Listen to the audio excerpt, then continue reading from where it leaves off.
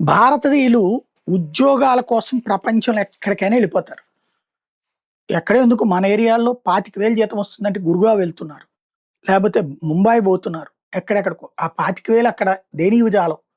అయినా సరే ఇక్కడ 10,000 వస్తది కదా! అక్కడికెళ్తే 25,000 సరే అట్లా చేస్తే తర్వాత 50,000 రావచ్చు. ఇది భారతీయుడు ఆలోచనా ధోరణి. ప్రపంచంలో ఎక్కడైనా సరే డాలర్‌లో డబ్బులొస్తాయంటే వెళ్ళిపోతున్నారు. అందుకు సాక్ష్యమే మయన్మార్‌లో కూడా వెళ్లి ఎవరి చేతిలో చిక్కుకుపోయారు? చైనా వాళ్ళ యొక్క సైబర్ క్రైమ్స్‌లో చిక్కుకుపోయారు.